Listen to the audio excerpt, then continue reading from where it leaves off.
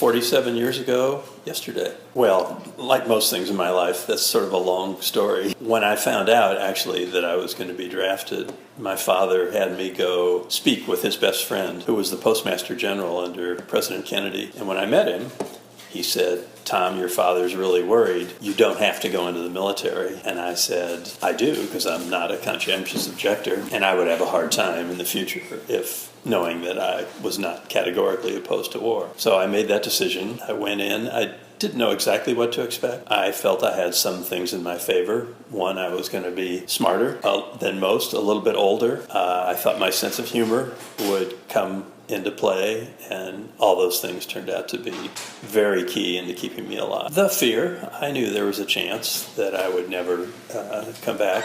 On the other hand, at that point, there was a special program that many of us applied for, and if you were accepted at that time, nobody with my background had ever actually ended up in Vietnam. I was and when we got alerted to go, I worked in supply in the infantry, so everybody else took the ship over, but we actually flew over, which I thought would be quicker and safer. But when we actually got there, the first night, we were in the middle of nowhere.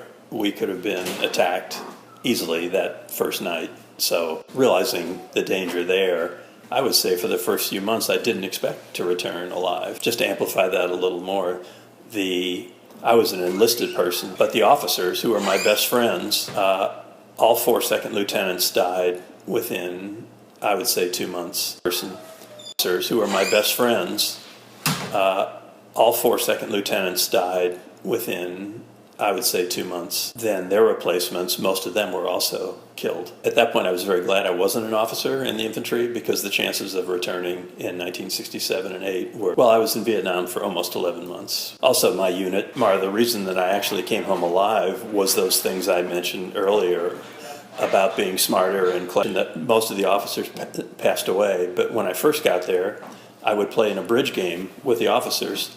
And then when there weren't enough people to do that, it became a poker game. And then finally, that devolved into I wouldn't play pinochle. But at one point, shortly thereafter, we had so many basically self-inflicted wounds that we got a new colonel. And the first night he was there, the first day, he passed out live hand grenades to everybody. In my tent, in my supply group, there were kids that lied to get into the military. They were only 17. In addition, pot grew in our tent. They smoked dope every night. So that night at about 3 a.m., I got up in the middle of the night and I took everybody's back so far that they couldn't possibly, if they were stoned that night, set it off. So now back to when I got home. It was a little difficult because the war was not popular. I was wary of talking about it too much, and sort of to get to the end of that story, when I got home, it was a little difficult because the war was not popular. I was wary of talking about it too much, and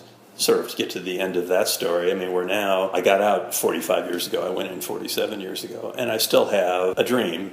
This is always the same dream about war. It's not as bad as many people who were there. So I think I was sort of prescient in realizing when I got home that the best thing to do was put it behind me and move on with my life. So when I was still pretty young, I got cancer. And both those things really have shaped my life, because then I realized it's a cliche, but every day is precious, which John knows that I basically smile and laugh every day.